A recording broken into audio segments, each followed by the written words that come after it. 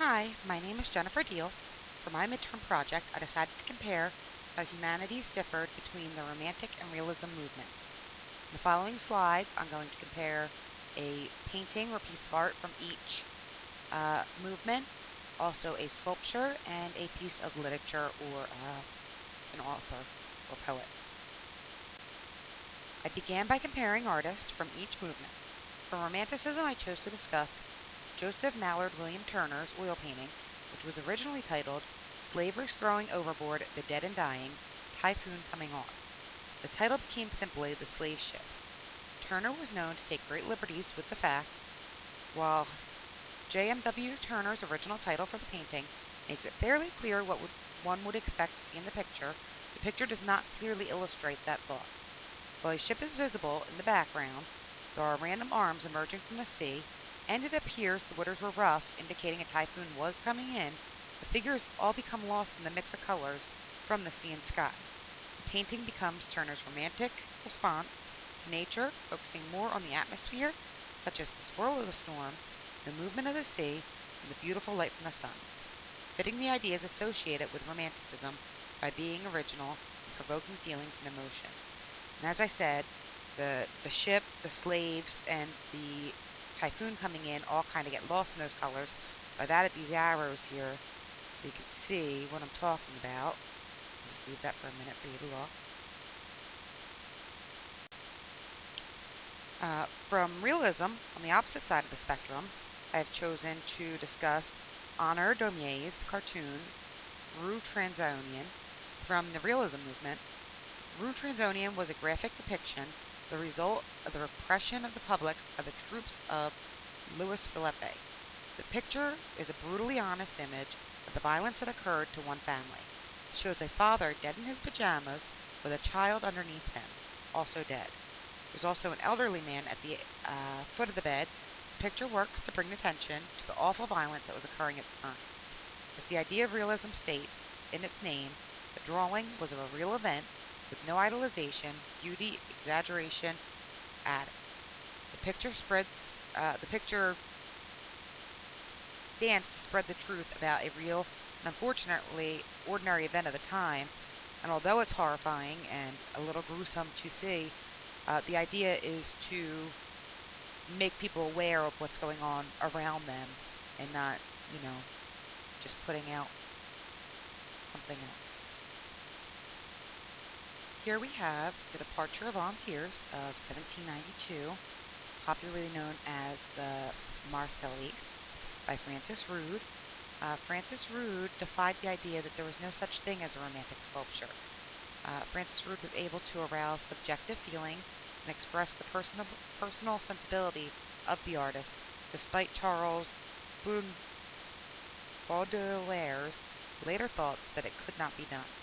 For Rude, the sculpture was very personal and emotional. The sculpture depicts volunteers defending the French Republic from invaders abroad.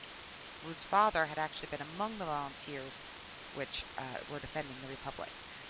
It shows the romantic attitude by adding wings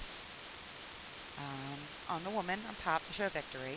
The group of volunteers are at a diagonal, going up towards the woman's sword, going towards victory, which is completely unrealistic, but very romantic, the way that they're on that angle. Rude also placed a dynamic triangle to the left, which packed a really emotional punch for a lot of people, and many French people associate that with their French anthem today, still. During the realism movement, Edmundo Louis sculpted the old arrow maker and his daughter.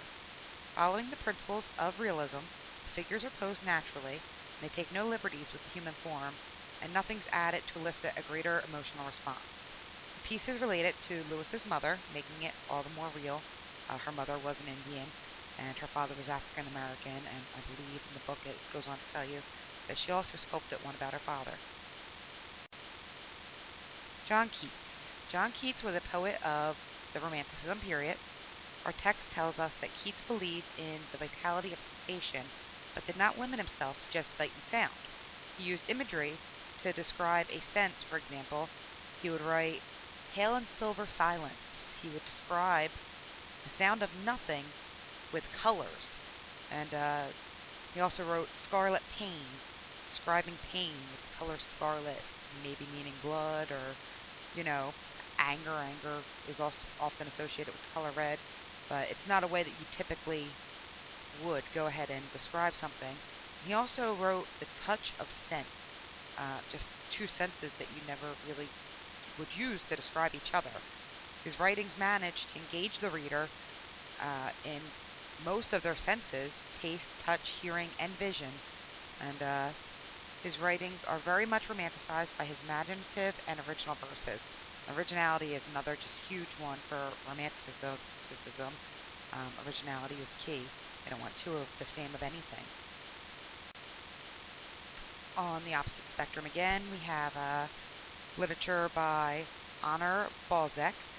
He wrote a series called La Comédie Humaine, in which he captured every detail of French society. He researched this by roaming the streets at night, watching and listening to real people during their ordinary lives after he would get done work. And it fits the realism period perfectly for him. There's nothing more real than going ahead and basing your stories on real people's conversations that you're observing. Ironically, in one of his stories, Honor Balzac, uh, his main character makes a speech, which is completely romantic. However, the scene, in the way it's told, is from a realist point of view. And from the book, that little excerpt is: there lay the glittering world that he had hoped to conquer. He stared at the humming hive as if sucking out its honey, and advanced and pronounced these impressive words: "It's you or me now." And it's so romantic, but from the way the book tells it, it goes on to be told in a very realist point of view. This slide shows a side-by-side comparison for people who are visual. They don't want to keep hearing me talk, of Romanticism and Realism. In the examples given in the previous slides, you can see how the two styles differ. While Romanticism is considered more of an attitude, Realism is simply the truth without being idealized. Romanticism was about emotion, originality, and the goodness of mankind. Realism found interest in everyday events and objects as they were, and was meant to open people's eyes to what was going on around them, even if at times it was horrifying or boring. It was the truth. And here are the sources I used if anybody is interested in learning a little more about any of these topics. And the main source is the book, and we all went over this chapter the same week, so there shouldn't be too much you need to look up there.